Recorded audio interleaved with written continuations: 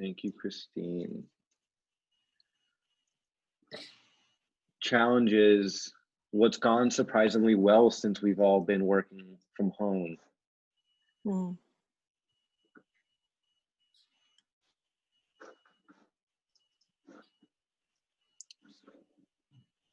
So do you want us to get started, Alex? Yeah, I think if folks can keep putting these things in as they think of them, I have a feeling that, especially for our employers who are sharing, we may end up coming back to some of these concerns later in the agenda when we're talking about what does it mean to be in the COVID workforce right now. And I don't know, Lee, do you want to start with at least one thing that you're excited and that has been going surprisingly well for Yeah, you at CCV before we dive yeah, into the sure, presentation? sure. Well, let me introduce myself. I'm Lee Marthy, and I'm one of the academic coordinators at the Community College of Vermont in the southeast corner. Had an interesting little woohoo moment with my team. We do work both in Brattleboro and Springfield, and recognized yesterday that our campus with enrollment is the third largest enrollment in the state. So for those of you who don't know, CCV is all over the state within a 30-minute drive of most people. And Brattleboro, when I arrived there 5 years ago, had one of the smaller we considered ourselves a small campus, and now within our region we're actually the third largest in the state this fall, and have watched our enrollment go up once again. We're at about 113% of where we were last year. So the things that have gone surprisingly well for us in the midst of primarily going online for classes is that what it means for our students is that they can take a class that they couldn't take if it were taught in Winooski, and now are taking a class that's taught from that Winooski campus, and are able to take advantage of science and math and other courses that they maybe couldn't take because we didn't have a large enough population in this part of the state. So it's a bonus for us. And like many of you, I've been working from home since March, and I am in some ways really sad not to see my colleagues every day, but it's nice to be able to connect with people from all over the state and region in face-to-face ways that I wouldn't see all of you probably even on a monthly basis. So so it's good to see you all here today. Great, thank you, Lee. And that is, some optimistic and hopeful news where it's hard to find these days that, students are finding the right opportunities locally at CCV. So that's great. Without further ado, I wanted to start with some happy news because I don't know if our next presentation will be all that happy news. But, I'm pleased to welcome Kevin Stapleton from the Labor Market Information Department at Vermont Department of Labor, who has an update and a presentation that I think some folks here have seen, but we're excited to see more of here. So Kevin, I think you should be able to share. So can everybody hear me okay? Am I good? Let me share the proper screen here so you don't see my fantasy baseball league. Let's see, this is it. Let me share that. So ideally, you're seeing a screen right now that says COVID and Beyond, the Vermont Economy and the Impact of the Pandemic. Good. So welcome, everyone. I feel like I've been around this job and around the state long enough that I recognize about half of you from previous presentations and meetings and whatnot. It's great to see everyone. I hope you're all handling this whole situation as well as you can. Alex sort of gave away the obvious in that I probably don't have great news for you, but there's some improvement. So we'll take the next few minutes to, I'll share with you some information about the economy, about what has happened so far, and then a little bit about where we think things are headed, although as it says right there in my first slide, I'm going to put this on play. As it says right there in my first slide, I'm not an epidemiologist, so I cannot predict really where all of this is headed, because that is the purview of epidemiologists. I have lost in showing this presentation. I can no longer see anyone, so please don't hesitate at any point during this presentation just to chime in with a question. I won't be. You can raise your hand, but I'm not going to see it. So please don't hesitate at all. If you've seen me present before, there's nothing I like more than when other people are talking. So feel free to chime in. But just for some quick starters, most of you might know this already, but my division in the Department of Labor is called the Economic and Labor Market Information Division. We are state partners to the federal government. Our primary partner in the federal government is the Bureau of Labor Statistics. This is typically where I ask a raise of hands question of how many people have ever been to the BLS website. And usually I get blank stares, but amongst this crew, probably not. But of course, I can't see any hands. We are funded large part by the BLS, but also by the Employment and Training Administration. And the Employment and Training Administration funds our outreach work, our going out in the community and talking about it. If it was up to BLS, we would never leave our virtual cubicles. So Employment and Training pays us to do things like today. So thanks to them for this presentation. You can either thank them or send them nasty grams afterwards if you don't enjoy the presentation. Anyway, our job is to basically to go around the state, is to produce the data and then go around the state and talk about it. And this job for the past several years, we've been telling the same, ever since basically July of 2009, we had been telling the exact same story, that the economy is slowly getting better, that it's improving, that we are nearing full employment. And then all of a sudden, obviously, things changed dramatically, starting back in February or March. So what I want to do today is address two things at once. One of those is looking at what has happened since the pandemic. But before we do that, I also think it's worthwhile to note that once the pandemic has passed, and we're not sure which decade that will be in, but once the pandemic has passed, these basic problems that Vermont faces will still be there. And especially in southern Vermont, there's a really strong concern about the labor force and about the size of the labor force and about populations and about trying to convince young people to come live in Vermont and all of that. And that conversation will continue after the pandemic. So just a really quick look. We made this visual, actually before the pandemic started, I created this visual of trying to make some graphics for understanding what has happened with the labor force. So before we go any further, the labor force is defined as all of the people who are employed plus all of the people who are unemployed, who meet the definition of unemployed. And the definition of unemployed is a person who is not currently working, but has actively sought work and would accept a job in the past 4 weeks. So you combine those two and you get this data point called the labor force.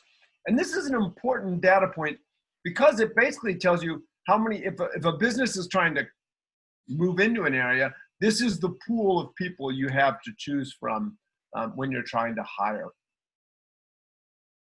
So if we go back and we look at starting in the year 2000, in the graphic I'm about to show you, we start in the year 2000 and it will move through up to 2018. And as things become more blue, as a county becomes more blue, that is the county gaining labor force relative to 2000. And as it becomes more red, that is the county losing labor force relative to the year 2000. And there's sort of a story that gets told here. First, we'll watch the first decade of the new millennium. And you can see 2002, 2003, you get some areas slightly darker blue, some areas a little bit more red, but not too much is happening in the first half prior to the Great Recession. You see, right as the Great Recession sets in there, we stop at 2010 here, right as the Great Recession sets in, you see that the easternmost counties and Rutland County are starting to lose a little bit, and it's starting to get, the labor force growth is starting to get concentrated in the greater Burlington area, basically Franklin and Chittenden counties. That's those two northeast counties there, or northwest counties, I'm sorry. As you watch the second millennia, or the second decade progress, you will see that the picture changes pretty dramatically. By 2013 or 14, you start to see some deep red up in the eastern counties. And by 2018, the entire southern part of the state has lost a significant amount of its labor force. In the case of the southern part of the state there, it's a loss of, I think, of about 12%. And then up in the northeast corner there, that's a loss of about 16%. So when we talk about wanting jobs, wanting incomes to increase, wanting people to have opportunities, you need a growing labor force to meet those demands. It is hard to improve the overall standard of living of people when the labor force is getting smaller, because of the smaller share of people who are available to generate income. I'm gonna take this off for just a second and ask, before we go any further, does anyone have questions on that? You know, Alex is probably thinking, my gosh, does Kevin ever have anything new under the sun to say? He's heard that a lot. Susie, is your hand up, or is that? Yeah, sorry. Okay. I'm wondering if with that data, how much of that can be pulled of people leaving the labor force due to aging out of the labor force, maybe retirement, and how much can be really attributed to losing some of our young people who are moving out of state? So that's a great question. So part of the decline in labor force is actually due to population declines. The populations in some of these counties is smaller than it was 20 years ago. So if you have a smaller population, everything else being equal, we have a smaller labor force. The aging of the population is a big factor here. People moving out of labor force age into retirement and not being replaced by young people entering the labor force. There's not as many, the cohort of people who should be entering the labor force right now, the 18 to 24-year-olds is much smaller than the cohort that is retiring at the other end. That is not actually a migration problem. That's a fertility rate problem. That's people having fewer children. Basically, my parents' generation, there were a whole lot of them. That's the baby boomers. My generation didn't have many kids, and we've created, and thanks to us, we've created this situation where there's not the incoming labor force is smaller. So you can blame me not just for the data, but also for the lack of children. And that problem, when you approach it, when you understand that the basic problem is a long-term demographic population problem, the solutions are challenging because we can't, it takes 18 years at least to fix the lack of children problem, right? And it's probably not going to, that's not how we're going to solve this puzzle. We need something more creative than, well, people who live in southern Vermont just need to have more children. So then you get into this discussion about the migration of people in and out of the labor force. This is where I stopped long enough to apologize, because I realize everybody has all these fancy backgrounds and nice pictures out their window, and I'm in my basement. But that's where I've been working for the past while. So anyway, So the demographic problem that we're starting with here, the migration of people in and out of the state is a very small piece of that. And we can't even really get, it's very hard to get, and so far we've never found really sound numbers on how many young people are leaving the state, how many young people are entering the state. You can find all sorts of people who have very strong claims about that. But mainly it's driven by a meme that that's what's happening in the state. There's not a whole lot of data actually to support any strong claims about that. So one of the things that we talk about a lot around our office is that if you spend all of your time telling young people that all the young people are leaving the state,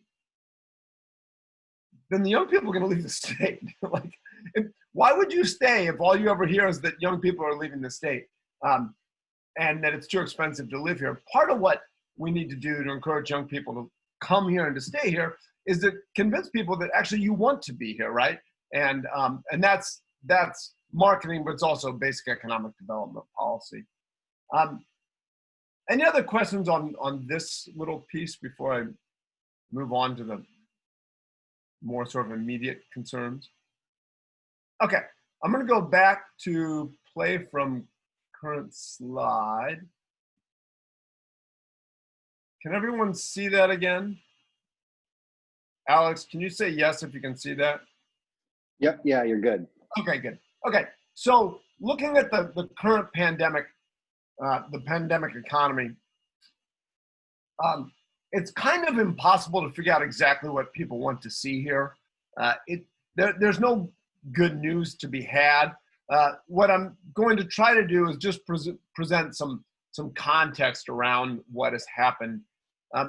Starting with unemployment insurance claims, if you look at claims back in February, I don't know if people can see my cursor. Can you see my cursor moving around? Yep. Okay, so February 29th was, I know this is hard to imagine, but this is pre-pandemic. We were talking about it, but it wasn't impacting us much yet. And you can see that any given February, we run 4,000, 5,000 unemployment insurance claims. Pretty typically, we have 4,000 or 5,000 people in Vermont who are collecting what we call continued claims in a good economy. It varies, but call it 3,000 to 6,000 any given time. By the end of March, we start to see the uptick in in initial claims, but also in continued claims. And then by the end of April, there are 75,000 claims filed, continued claims in the state of Vermont. And that is probably an underestimate, and not by a little bit, because you might remember that the unemployment insurance program had some troubles keeping up with claims, to put it mildly. So this is just what actually got counted in that time frame. 75,000 is about 25% of the labor force for the entire state, just under 25%. So about 25% of the people in the state who were either working or actively seeking work, basically, about 25% of them were filing a claim with the unemployment insurance department by April. That number has trailed off substantially. You can look at it by sector, which we'll do next here. And I know this is kind of like a wall of data, which for some people is scary, and for other people, this is your jam. If this chart is your jam, then you should come work for us. But what you can see here is that in construction, construction always has a lot of claims in March, but you can see that we had about 1,800 claims in March, and then by early April, that number was up to about 6,000, which is about 3 or 4 times its typical number. And now it is actually back down to, as of August 15th, is back down to a somewhat normal number.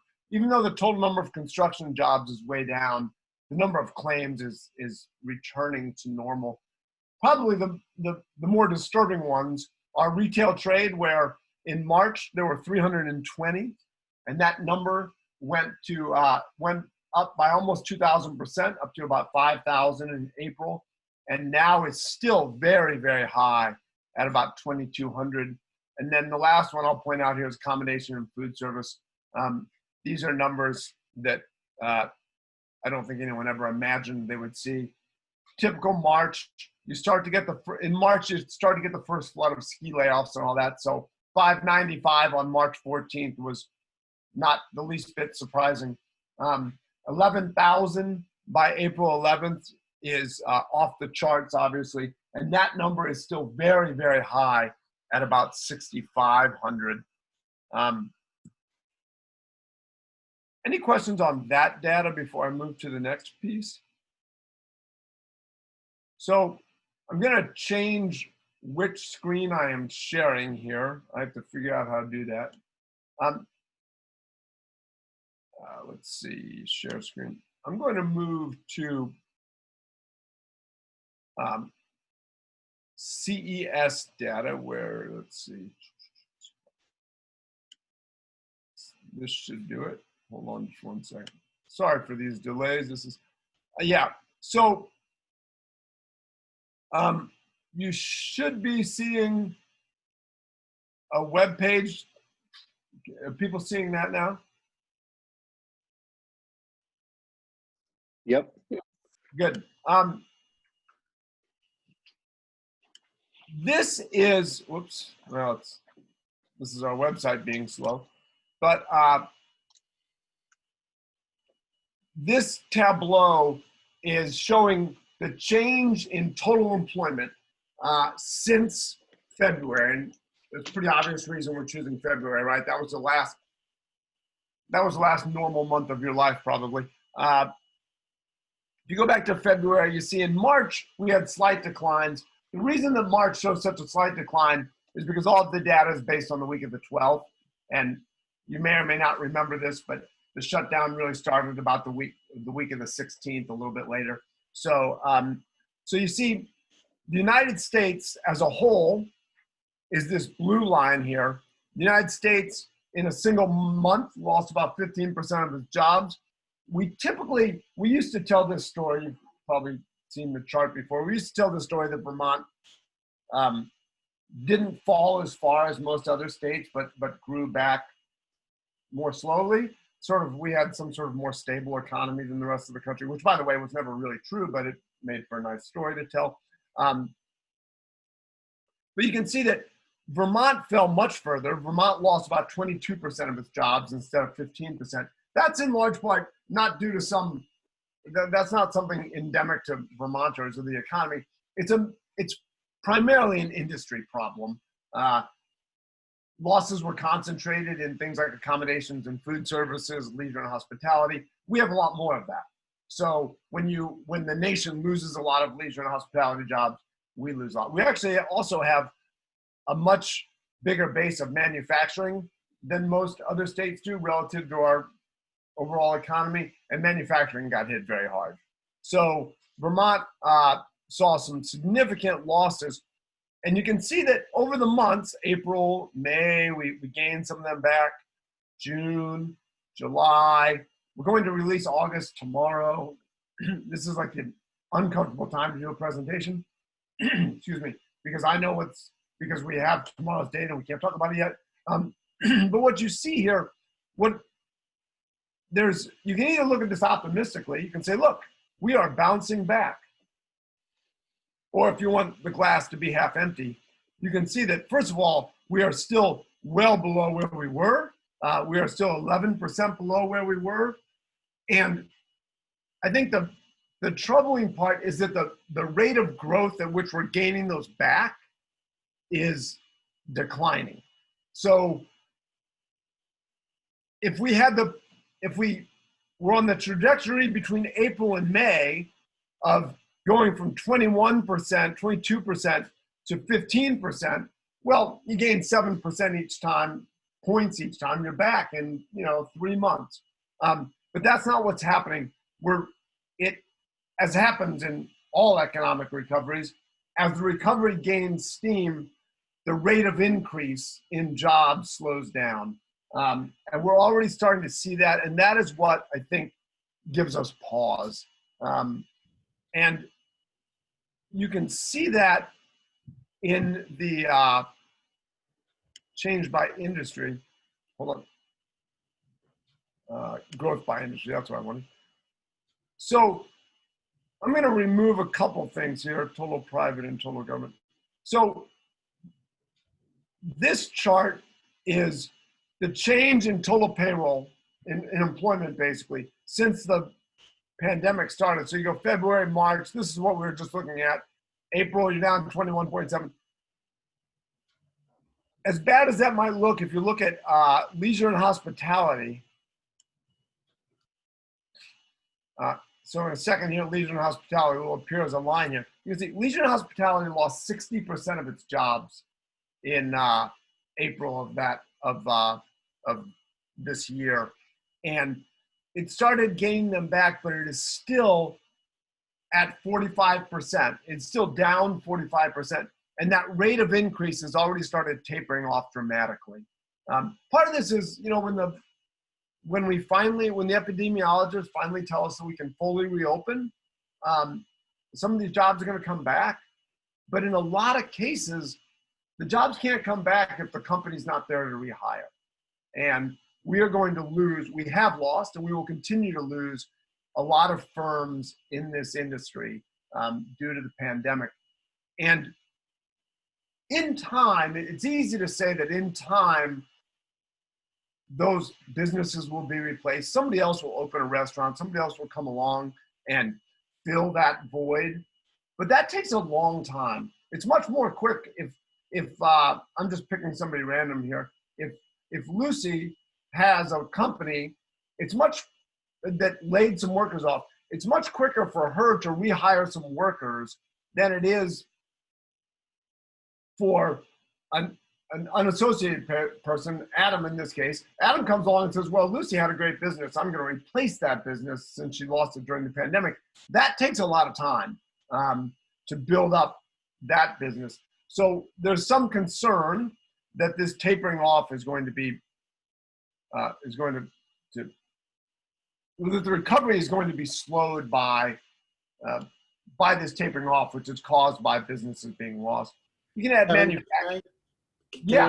This is Adam. So is there, and maybe this is outside of your wheelhouse presentation at least, but maybe for further conversation with everybody here is, so the actualization of jobs. So Vermont is really good at starting businesses, but not so good at that job actualization within the businesses. And that's a national trend that's been occurring over 10 or 15 years, maybe associated with tax laws, creating incentives for LLCs without jobs. But nonetheless, is there a way in which this group or other groups could start to advocate for policies that would help in the actualization of jobs, and not so much on small mom and pop, no employee kind of sole proprietors, but really try to encourage entrepreneurs and folks to design their business as they go to open them with the intent for employment?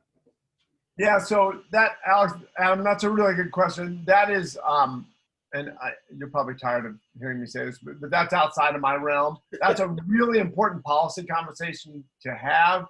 And in my role in the Labor Market Information Division, our job is to provide the data for other people to build policy around. I will say that, broadly speaking, and this is as close as I'm going to get to directly answering that, but we have a fascination in Vermont, more so than most states, I think, and definitely more so than most states, with the idea of small businesses.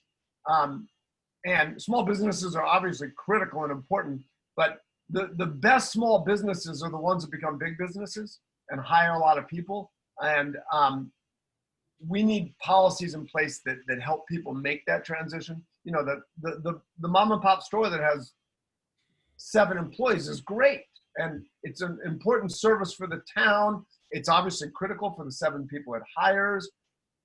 What's greater than that is that same store having 20 employees and being a little bit larger, right? So that's the balance. And I think as much as we want to encourage small business in Vermont, what we really want to do is encourage small businesses with an opportunity to grow. But that's a policy thing. That's an incentive, policy incentive that the legislature and policymakers can, and the Adam Grinholds of the world actually can tackle. Well, thanks for dancing close to that. Appreciate Yes, it. yes. So I'm gonna, just for kicks here real quick, stick manufacturing on here because manufacturing got hit very hard as well. You can see the orange line here is manufacturing. Construction got hit very hard. And you can see, please don't, if you're looking at this and you're thinking, oh my gosh, look at that, construction's going down. I rarely say this about our data, but things have been so wild over the past few months that trying to sussing out over long-term trends we can still do, but looking at month-to-month changes in a single series is really not, you will make yourself sick at night if you clicked on all these series and started to look at month-to-month changes. I don't want to give too much away, but suffice to say that this construction number will look better by tomorrow when you see those numbers.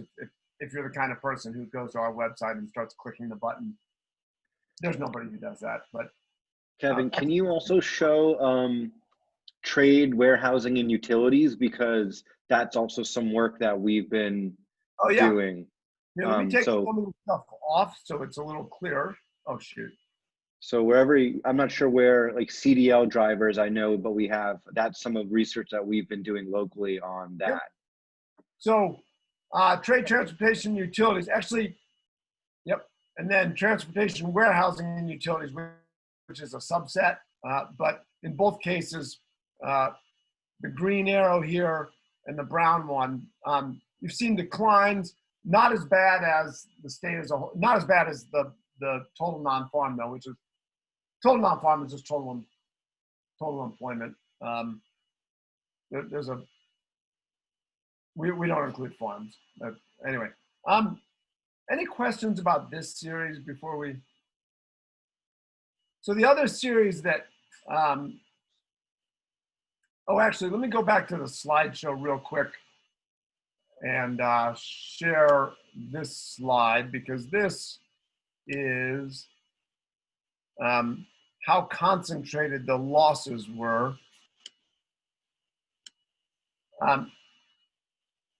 If you look May to May, accommodations and food services lost 18,500 jobs. Retail trade was down almost 8,000. You're probably all aware of this, but one of the more bizarre things is that healthcare lost thousands of jobs. In the midst of a pandemic, because of hospital staffing and moving away from any sort of elective activity, healthcare lost thousands of jobs in the middle of a, obviously, health-driven pandemic. Accommodations and food services were down 56%, arts, entertainment, and rec. And if you combine accommodation, food service, and arts, entertainment, and rec, you get leisure and hospitality, which explains why that one is down so much. And then construction lost about 4,000 jobs over the year, which is, all of this is just putting language behind the screens we were just looking at. The next thing I will share with you is a quick tableau of labor force. And that is this one. So this is Windham County, and this bar down here is the unemployment rate. You can see we used to spend, whoops. Yeah. Let me remove, oh shoot, it reset itself. I'm sorry, let me just get this set real quick.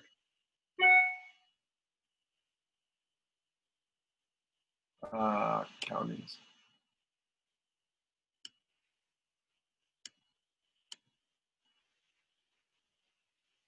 Windham County.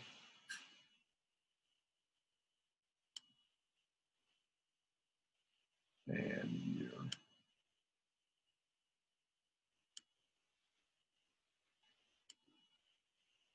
Okay, I don't know why the unemployment rate chart is not coming up. The unemployment rate, this chart makes it look like the unemployment rate has not gone up, and trust me when I say it has. We can look at the actual data over here. Back in March, it was 3%. February was 2.4. It went to 3%. It peaked at 17.6%. It's as of July, it's down to about 10. You can probably expect it to go a little bit lower than that. But what's really shocking and amazing, and maybe not that shocking in light of everything that's happened, is that the number of unemployed people has gone from a few hundred to a few thousand over such a short period of time. And this is, this was a policy decision. It was this, unlike most recessions, like we used to talk about 2008, 2007, 2008, 2009 as the worst recession since the Great Depression. But that was not intentional. That was a financial crisis that bled out into the broader markets.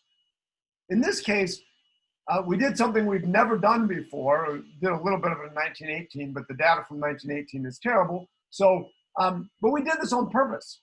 And so trying to understand what a rebound from that looks like, there's no historical precedent, which makes our jobs hard because typically we can say, well, here's what recoveries look like. They take about this amount of time. When these industries are hit the hardest, it takes about this amount of time. We just don't know this time around because we don't know what that rebound is going to look like. And it's very hard on a monthly basis, especially in a state as small as Vermont, to get really solid data about the changes. These models, excuse me, these models we use to project labor force and unemployment rates. Excuse me, one second. Man. Anyway, these models are typically very good at estimating small changes on a monthly basis and on an annual basis. They were not designed to handle what happens if the government intentionally shuts the entire economy down. So the best estimates we have are that the unemployment rate in Windham County is now at about 10%, and there's a couple thousand unemployed people. But we don't, that's about as close as we can get to being affirmative about that. By the way, if you're ever looking for this data yourself, all I did to do this is go to vtlmi.info, click on unemployment, and this screen will come up, and you can pick seasonally adjusted or not seasonally adjusted. You can pick whether you want it at the town level, which unless you have a really good reason to want town level data, you don't want town level data because the sample is so small. Sometimes grants request it, so then you can use it and the grantees can decide for themselves whether it's worthwhile. But you can do about county, labor market area, town. You can pick the years. This series goes back to 1976, so if you're just really curious what it looked like over all these years, here's what Windham County has looked like as it loads. Except it's not loading. Well, maybe you'll have better luck than I did this morning. Typically this loads. Any questions about all of this before I'm going to stop sharing that for a second before I move on to my last little bit. Any questions about all of that? So the last piece I have here is just a discussion of where we think we're headed, which is to say we don't have a whole lot to offer yet, but if I play this from current slide and, oh wait, that's not sharing my screen. Let me share my screen one more time back to the presentation itself. So when we look out into the future, what we really see is a lot of uncertainty. So then the question becomes, well, okay, what drivers do you look at to try to, what's creating all this uncertainty? Which metrics can we look at? The first one that always comes to mind is consumer sentiment. Consumer sentiment is released every month, and the biggest driver of our economy is consumption, and consumer sentiment drives consumption. If people are afraid, they don't spend money. If people are feeling good about the world, they spend money. So consumer sentiment is a big part of it. Government response. Is the government going to step in again with another stimulus package? Or are they going to look at the data and decide they don't need to? So that plays a big part in it. And if we're not going to get more government intervention in terms of programs like PPP, are we going to have more business failures? Because as we were talking about earlier, in the long run, the services being provided by businesses now, in the long run, those services will be provided again. The question is if in the short run they'll be provided again. And the way to prevent the loss of those is to protect businesses from failures. And that's not always the most popular thing in the world as a political stand. The stimulus package, which we already talked about, all of these are critical to understanding what the recovery might look like, but none of them can really be predicted without understanding the spread of the disease. And that's why we need epidemiologists to help us make decisions to reopen in a safe manner so that we don't have to shut back down again and end up where we left off. 3 final thoughts, and then I will certainly take any questions you might have. As I said a minute ago, there's just too many unknowns. So in the short run, the best we can say is that the economy is starting to grow again, but the pace of that growth is starting to taper, which is concerning. But one thing that will always hold true in the secular long term is that skills are what drive people's individual employment. And the skills that people need in a job don't change so rapidly that coming out of this recession, we're going to need a whole new skill set. You're going to hear, because it happens every recession, you're going to hear people start to talk about a skills gap, and the problem is that people don't have the skills. But that situation hasn't changed during the pandemic. Whatever skills people needed before the pandemic, they're probably going to need afterwards. There will probably be a little bit of a shakeup in terms of the occupational makeup of jobs, but not enough to change the basic fact that what drives people's labor market outcomes in large part is the skills they bring to the table. And one thing we do a lot at the Department of Labor right now is encouraging people that while you are in this situation, while you're unemployed, while you are out of work, now is a great time to build on those skills. And we have opportunities to help people do that. And finally, as we've always said, more information leads to better decisions. Better data leads to better decisions. And we repeat that over and over, and I'm never quite sure if we repeat that over and over because we believe it to be true, I think it is true, but also because we're the ones who provide that better data. So it helps keep us employed.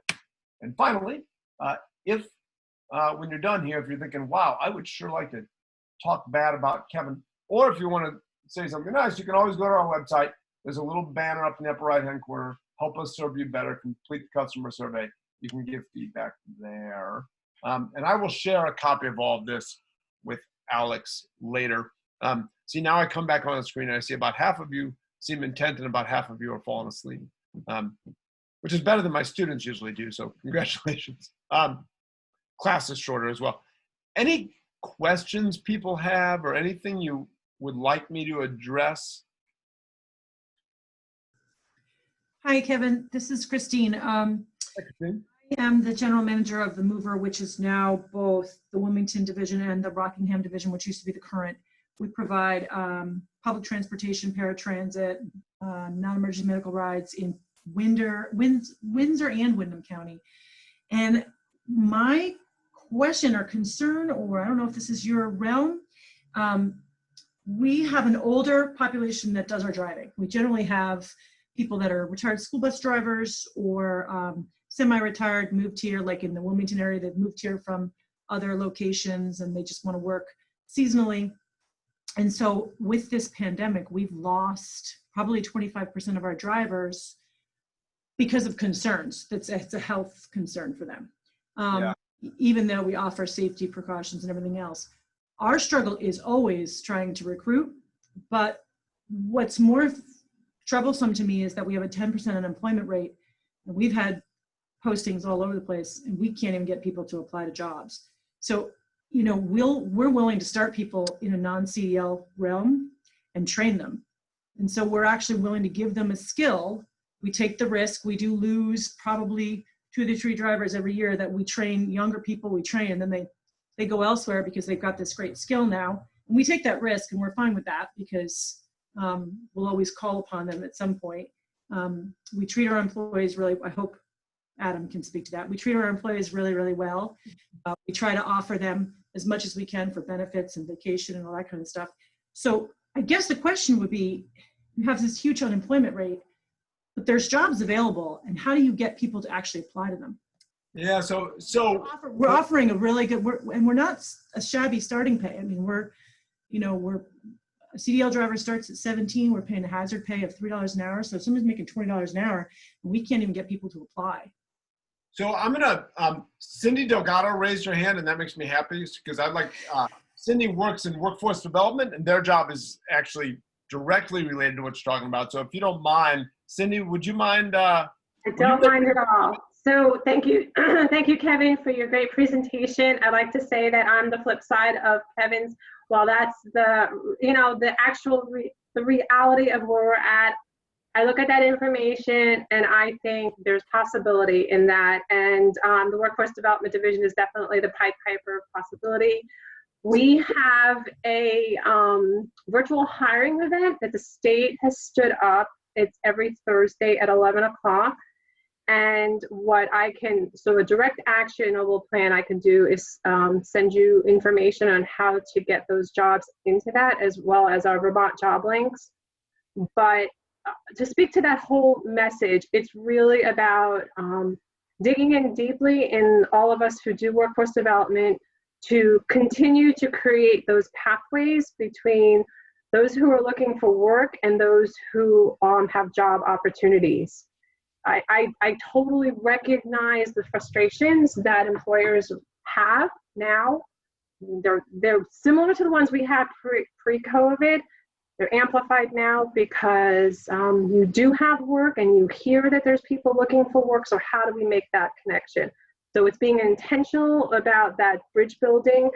I totally support also the process of stabilizing folks as they're coming into the job force, ascertain what's the best next step for them. I strongly support training and upskilling people to that best next step. I think it's just a matter of connecting the dots and be able to create that pipeline. So I will connect back with you, Christine, and anybody else on this call who needs connectivity to those virtual hiring events.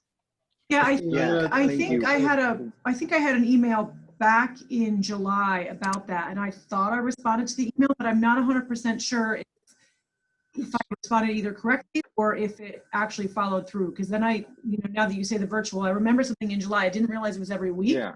So it's possible that there's something lingering out there, and it just hasn't. I haven't made the connection either. So I would be definitely very interested in that. Yeah, so I think what you're referring to, I know that you folks are listed on the Virtual Career Expo page, which is something we're running, which any employer can submit their information. And we've been pushing out all of those organizations that have job openings on social media and other digital marketing. And that's a longer term, I'd say a little more passive kind of recruitment, where these bi-weeklies are usually just a few employers who are highlighted. But I'm going to put a few points into the chat about, that I think that, hoping to focus on, and it's less about marketing, because I think we could all scratch our heads for days about how to really market the job openings, and really look at what has changed. So there's certain things that haven't really changed, like, the vacancies in a lot of our existing industries were vacancies in the past, and they're vacancies now. And what I want to kind of have folks think about is how have the demographics changed of the people we're marketing to? Well, how have their needs changed, perhaps? And also, what are we training them towards? You know, what is our workforce infrastructure? How has it been developed and geared towards certain kinds of jobs? So a good example is, would we still promote a job training program for hospitality and service industry jobs in Windham County? So, you know, because that used to be a really accessible career path for a lot of folks. Now we know that I think we've lost, we're at like 45%, you know, down in those careers in that industry. And so that both means that there are less available jobs and probably there's more competition for those jobs.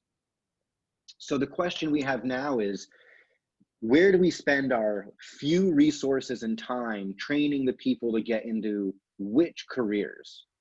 And so that's, I'm looking, just managing the chat. Yeah. And so that's kind of what I'm hoping, you know, we can all like start thinking about. You know, we used to look at demand numbers to start these conversations. That's how we've been doing this over the years. Here are the highest demand jobs. We're changing a little bit to say, where are people coming from a bit more? What careers were they in that no longer exist? And also, what are the more resilient industries that we know will be hiring still when folks are either feeling safe to re-enter the workforce or things reopen? CDL drivers. Yeah. Yeah, And Alex, we have a presentation. And I just add real quick, part of the struggle is that, unlike the last recession, which sort of started at construction and then also in finance, this recession has hit hardest on the jobs that require the least specialized skills, which tends to be leisure and hospitality. So the least specialized skills mean that people have the hardest time returning to the labor force because they don't have a specialized set of skills that other industries are seeking. It is a challenge. One of the weird impacts of this recession has been average hourly wages going up significantly. And that's the only reason that's happening. The only reason that's happening is because not all, 56% in this case, of low-wage earners have just been washed out of the market. So that drives the average wage up, which that is no way to drive up average wages. But so I think something that we usually expect is the market to solve a supply and demand issue. And what we're seeing right now, and it's still early, but we have a supply of unemployed hospitality workers, and we have an unmet demand of CDL. And there's always some roadblocks to getting into CDL. So, you know, we're really focusing through a demand study we'll be issuing shortly on lowering just ongoing roadblocks, but then we have COVID roadblocks in addition.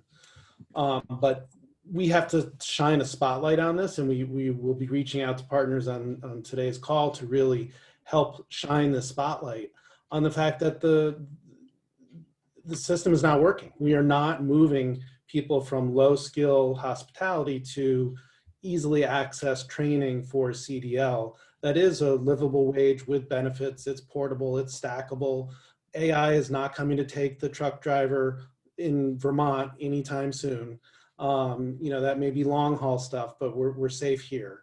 And this can be something that can also be wrapped around going to CCV classes or doing something else. You can flex your schedule. And so it's really something that we want to help highlight and put the spotlight on that says, sometimes we do have to step in and force the market to react. And this seems to be one of those instances. Yeah, Adam, I will give you one success story we had. We had a young man who actually grew up in Wilmington, moved to Bennington because he was having a hard time affording Wilmington, moved to Bennington, was going to CCV classes for computer programming or engineering. Really nice kid, came and applied for a seasonal position last winter. And I always give the people the speech in Wilmington that say, you know, we tell you that we don't guarantee anything after April, but there's always something. We have labor, we have this, we have that. We might get you 20 hours or something. And just by the deck of the cards falling in the right way, and this kid is just a phenomenal worker. He showed up every day over that mountain in the winter for a 7 a.m. start. He ended up becoming, he's a full-time. He works 40 hours a week. If there's 2 or 3 hours that he's not driving, he's working on our tech support. And he's a young kid. And now he's looking to move back into our area. He's looking to move back to Wilmington because he wants to be closer to work. He can afford it. So there is success stories out there. It's just, I said to him, if I could clone you like times 10, we'd be golden. But, you know, so there is. So that's what we want to, that's really what we want to see, because it kind of helps everybody all in all the realms. And here's a kid who's got a skill for life. He might move on to computers, but he's always got something that he can do. Yeah, there's absolutely, I think, you know, something that you said reminded me of what Kevin said about the skills of yesterday are the skills of tomorrow. And so one thing I want to be clear about is that we're not talking about new curricula or changing the way, or the skills that we've assumed or the trainings that we love and support. And I think Susie Wagner really hit the nail on the head in the chat, is that how we deliver these trainings and how we make them accessible to folks has new benefits. It's remote, you can access them. It has new barriers, which is online learning isn't equitably accessible to everyone. And then there are the externalities, which childcare business is business infrastructure, and that piece of, you know, infrastructure isn't functioning right now. And so there are barriers that need to be solved outside of this work that we know must be, you know, addressed. But I think what I want to do in transitioning to some presentation about the data that Christy's been working with is that there shouldn't be any surprises about the training opportunities or what kinds of jobs are available. I think it's really reminding us that now we know where to continue to steer the newly unemployed, and to look at these trainings and what accessibility means through a slightly different lens in some ways. I'm going to see if, just want to check my notes to see if anything else. I mean, I will say, yeah, and Lee is, you know, friendly reminding us that some organizations have invested in distributed online learning well before they had to. And so leaning into some of the organizations that have this infrastructure, especially when resources are tight, is going to be one of the, you know, solutions that we have really. And the other thing I want to acknowledge is that many folks put in just the new policies and regulations of getting folks into work, and the safety regulations and the need and all of those changes. And even though what work looks like has been turned on its head, you know, temperature checks and masks, we're still talking about following directions. We're still talking about, you know, reading comprehension. You know, to need a mask at work now is the same as many manufacturers insisting you wear gloves or insisting you wear glasses. And so it's the culture of safety is something we still need folks to be prepared to have experience with. And so even though the world has changed, again, the skills really haven't. It's, can you show up safe to work is still a #1 priority. It's just that list, that checklist has gotten quite a bit longer. So if there's other questions about this data, specifically, I do want to move into sharing some updates on data we've collected, again, so that when we all go home and think, where are we encouraging folks towards? What industry sectors provide opportunity or represent opportunity in our communities? This is really, I think, one of the places to start.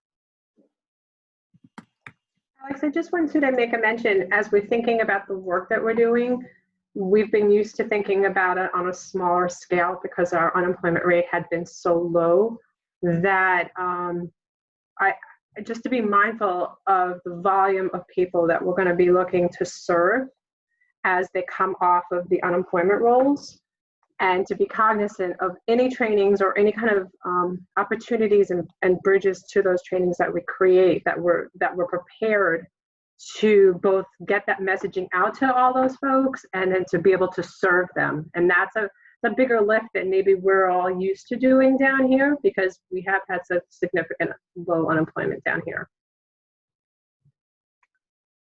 Yeah, agreed. Everyone wants scale until we've got it, and now we're gonna have to learn how best to manage that.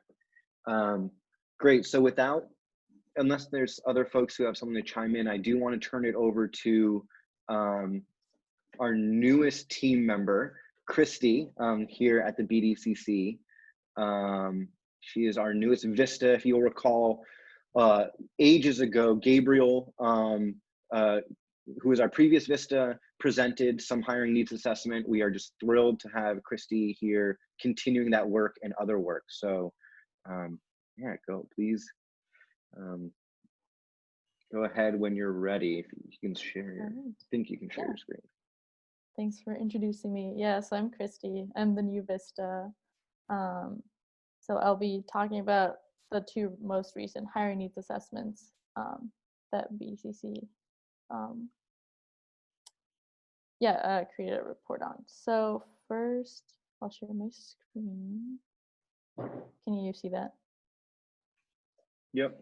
Yeah, sweet. So first, I'll just give a little summary of what the hiring needs assessment is, just in case we forgot, and also to make sure that I know what it is now that I'm doing it. So the hiring needs assessment is an in-depth look into an occupational sector. So we pick different ones and we really, really dive deep and ask employers what their needs are. And this is the point of the hiring needs assessment, is to get real-time labor demand in the Windham region, because as we saw, the state level data is very nice and it tells us a lot of things, but it doesn't tell us that much about the specific demands in our region. Basically what labor demand is a measurement of jobs, and that's whether or not they are filled. So it's not only those who are employed, but also the positions that the employers wish to have fulfilled, but they are not.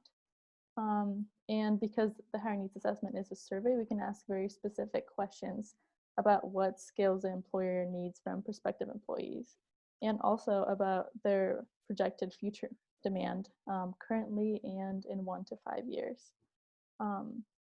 With these different questions, then we can assess the workforce training opportunities available here and the ones that are needed, and kind of bridge that gap. So to talk about different data. So what are the different questions that we can answer with some different data? So the state level data, this is very broad, but basically we can answer who is unemployed and who is employed, and for both of those, in what jobs. So what occupations are those people employed in, and which occupations do those people leave? While the hiring needs assessment tells us what jobs are available regardless of whether they are filled. So this is a question of how many positions are currently employed and how many positions are open. What skills are needed for people to occupy these positions. So employers' needs for their prospective employees, what trainings exist in the region for people to start a new career, so young adults, or also people who are looking to switch careers, which is also kind of what we're talking about now due to the pandemic. And knowing what skills are needed for people to occupy these positions and the trainings that exist currently for those people who are unemployed, that really, really helps tune the local pathways into these careers that have a prospective future. So I'm going to go into the production and manufacturing hiring needs assessment first, and then talk about the CDL certified hiring needs assessment. So for the production and manufacturing, we chose 131 employers for the survey, and 35 responded. Out of those 35, they employ a total of 1,174 personnel, which is about 50% of the workforce in the production and manufacturing sector, which is an amazing response rate for a survey. So out of those 1,174, 753 of those are specific production and manufacturing positions. So when we asked them what positions they are looking to hire currently and in the next 1 to 5 years, we see that currently they are looking to hire 59 positions, out of which 27 are entry-level positions. So that's about 40% of the open positions are entry-level. And as we see in 1 year, that just really grows. And then in 5 years, that's 166 entry-level positions. This chart also shows that it's not only the entry-level positions, but that in 1 to 5 years and currently, there are positions open for more experienced employees. So that means that if someone's hired today, in 5 years, they can get one of those supervisor 5+ years experience position, because we see that there will be openings, or there are projected openings in those areas. So looking back at the respondents of the survey, we said about 50% of the workforce is represented in the survey. So if we need 305 positions, we might be needing to help them fill 305 positions over the next 5 years for just 50% of the workforce. When we double that and extrapolate the number of positions open over the next 5 years, we can say that we could double that to get 100% of the workforce, and that would be about 600 jobs in Windham County area over the next 5 years in production and manufacturing alone. So that means that we will need to work to turn those, or tune those pathways into the production and manufacturing if we want these jobs to be filled, or positions to be filled. When we created the survey or sent it out for the first time, the pandemic had not happened. So halfway through, we also sent a COVID supplemental survey. And that was kind of to assess the impacts in the production manufacturing due to COVID. And out of those 35, 14 responded. 2 of them said that they actually expanded their business during the COVID pandemic. And 8 say they were start rehiring in July, which was up to 22 positions that they would be rehiring. So this just really shows the resilience of the production and manufacturing sector, and more reason to tune the trainings and the pathway into this occupational sector. So now I'm going to move to the CDL driver or certified. When we did the CDL hiring needs assessment, we chose 40 employers for the survey and the garage foreman of each Windham region municipality.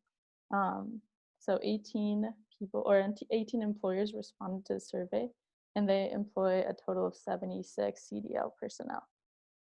So when we asked them the same question of what is your current demand, and how do you see, like, how many positions you're going to be needing to fill in the next 1 to 5 years, they answered in a similar way that currently they have a demand of 11. This is pre-COVID again.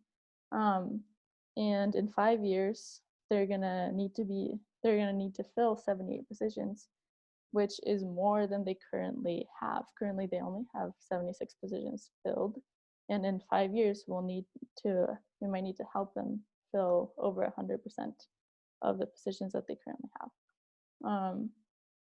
So if CDL certified drivers are kind of hard, like it's hard to find an occupational sector that has them, because they can be hired for many different jobs, many different types of sectors can have a CDL certified driver.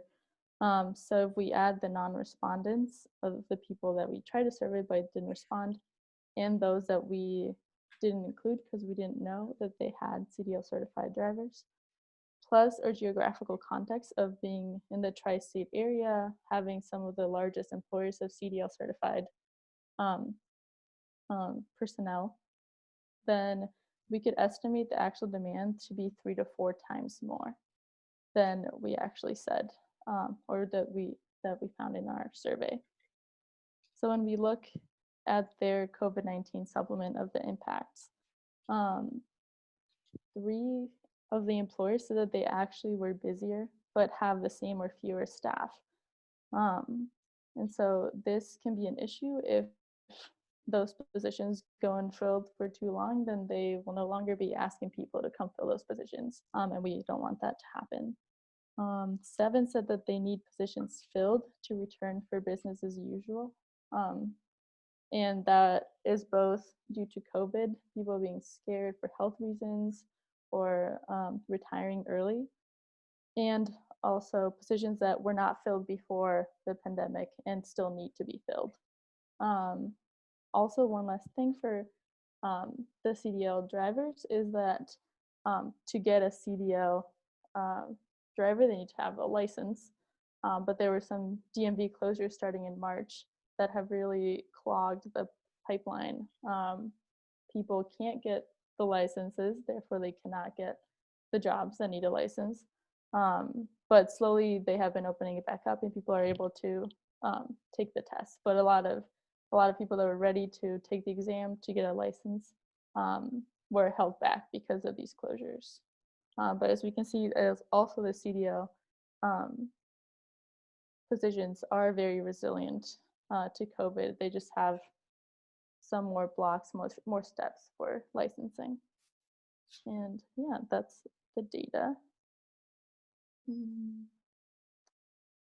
Yeah, so that's my presentation, I guess. Great. Thanks so much, Christy. That was some great information. And I think as Adam mentioned, we're working on the barriers to the CDL licensing and illuminating the constricting of that pipeline. But I think, one of the takeaways we were hoping from this meeting was that, the work we've been doing on manufacturing pipelines, that a lot of us have been working on for years, that, is still work we can, chug along with and keep promoting the folks who will be enrolling in those programs and how they enroll and where those programs exist.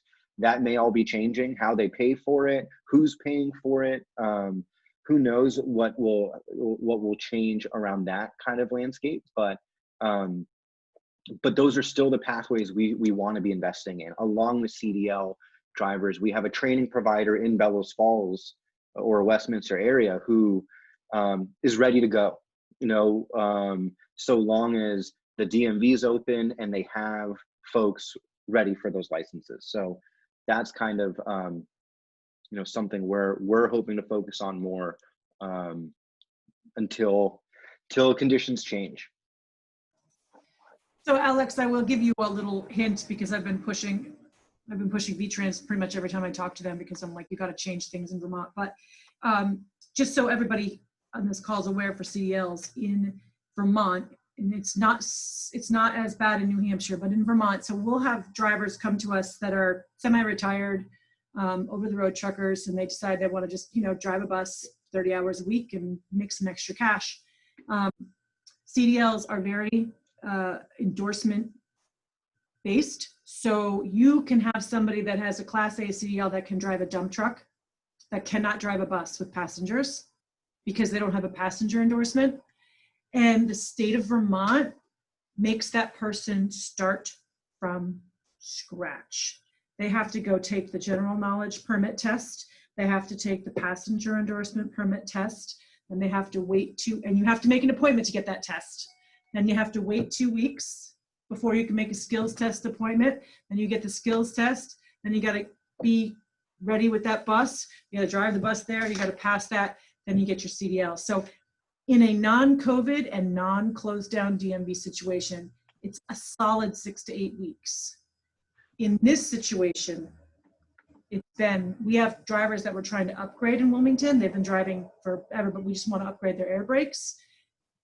They finally got a test. They had to go to Rutland to take the test, and they're waiting for their skills test. And I think it's in Rutland, but because there was only 3 DMVs open and Rutland was the closest one, it took that long. So they did open the CDL because we pushed that too. He's like, we need CDL drivers and DMV's not allowing those tests.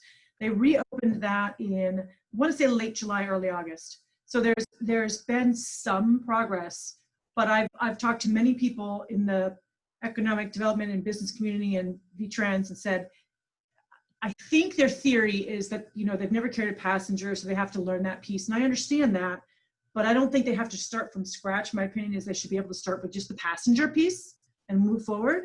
And so we've had drivers come to us and they're like a Class A CDL, and we tell them what they have to do, and they go, ooh, yeah, I'm good. And they'll go to New Hampshire, and New Hampshire, you know, if they live on the border, and New Hampshire does it like that. They just take the passenger and move them forward. So that's a huge roadblock, and that's at the state level. So I don't know if you guys have any help there, because I've been preaching it for over a year, going, please just, you know, just streamline this. But that is a huge challenge for drivers. So there are, and CDLs are very, you can have, I think there's, I can't even imagine, I think there's like 10 endorsements. So you can deliver propane and have a hazmat, but you can't deliver people. So it's this kind of weird challenge. So just keep that in mind when you're talking to up or there. Just explain to them they need to stop that. That would help us a lot.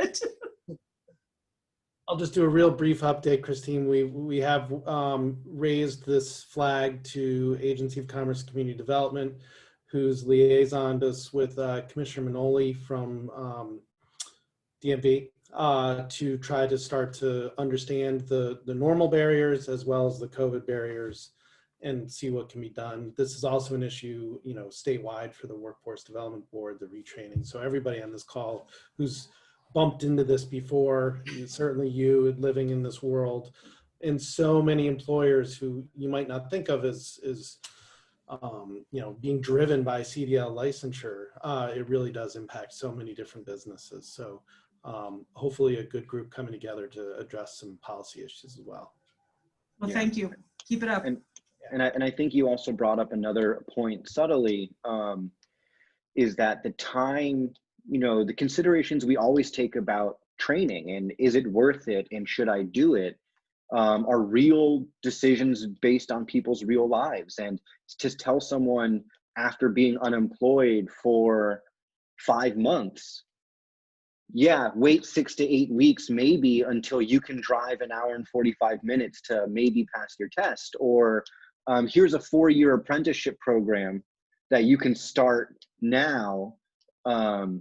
Those solutions are even maybe less exciting or accessible to folks who, again, have been unemployed on unemployment benefits for 5 months, because we know that historically, folks, you know, we were hoping we would both see unemployed folks in training, but also people transitioning careers was also a big thing about upward mobility. But now we know that less people have the luxury to wait for that right opportunity, and they'll take the work that is most accessible to them. And if that means it's 6 to 8 weeks to be a CDL, or you can just show up somewhere else for something you may not really want to do, you know, how are we incentivizing or disincentivizing folks finding good solutions for themselves, not just, you know, what's readily available now? I will say, to speak to that, because we do understand that it takes so long to get a CDL, that when we hire non-CDL drivers, we have a handful of routes that are non-CDL, so they can drive them. And we do pay them during their training. So we'll hire them at like $1 an hour less, but we'll encourage them to come and learn the routes and ride the buses and train and learn the policies and learn the procedures and read the books. And we'll pay them through all of that. We offer them accessibility to our driver's room that has a computer. So if they're in an area that doesn't have a lot of internet access, they can take practice tests online. There's a lot of companies out there that give free practice tests, so it kind of gives them the skill set to understand what's going to happen when they walk. Because a lot of people have had their license for 50 years. Last time when I went to get my CDL, I was terrified. It's like I haven't done this in a long time. So we do try to do exactly that and try to incentivize them to start right away and at least start making a paycheck. And we have had drivers that we've left in the non-CDL routes because they failed the first time. We didn't let them go. We just said, all right, you know, we'll just work on what you failed and we'll get you there. So we do try to do that. Unfortunately, we only have a handful of non-CDL routes. So, you know, I can only hire so many non-CDLs at a time until they become CDL drivers. But we do that because we know it is such a long process, and it's a long process when it's not COVID. So it's really long now. So we do get that. Thanks.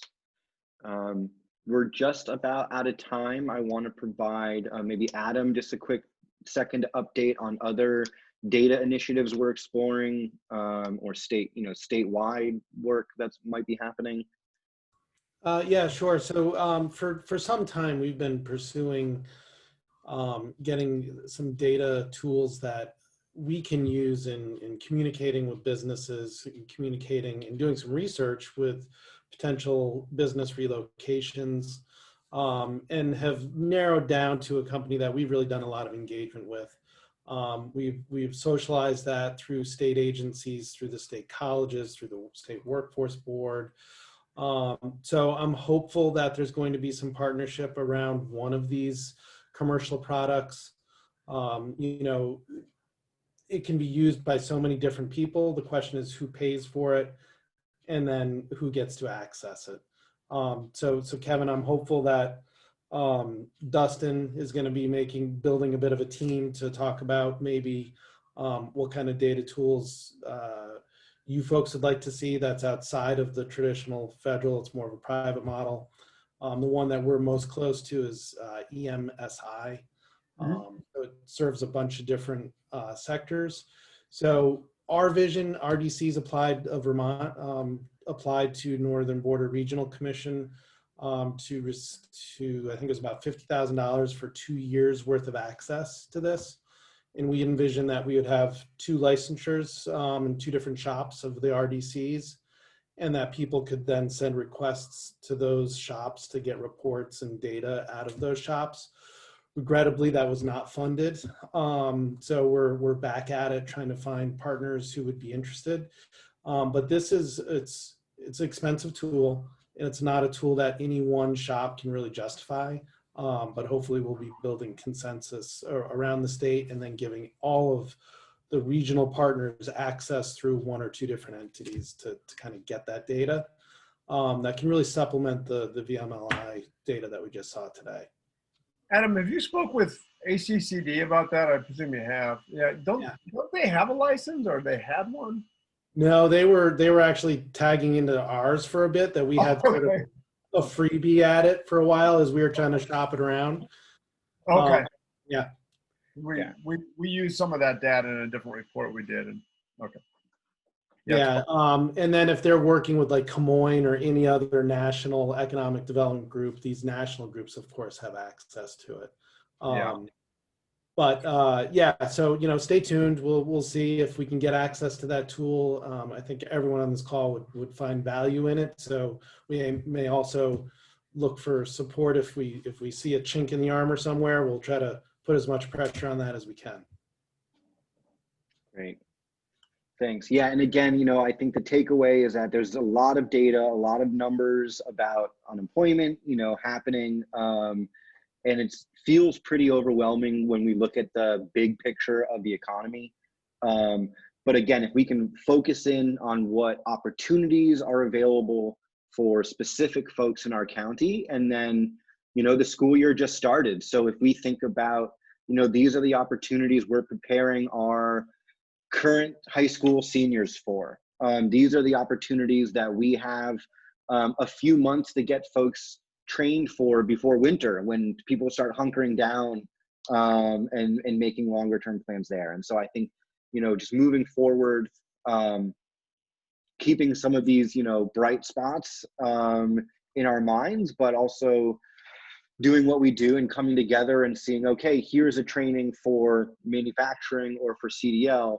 How do we, you know, come together and promote those opportunities for the most amount of people? So I think that's what I know I'll be working on, and what we're working on with CDL and manufacturing stuff. But yeah, always open to collaborate more. And if anyone has questions about any of the data, feel free to ask. I'll send out these presentations and these documents. Hopefully see you folks soon. Yeah, the full hiring needs assessment reports are available on our website under publications. So. And a special thanks to Kevin again for, at least I don't need to say for making the trip all the way down from Montpelier, right, or Burlington, but we're still grateful for your time. Good. Thanks, everybody. It was good talking to you. Yeah. Thank you. Evan. Thanks, everybody. Thank you.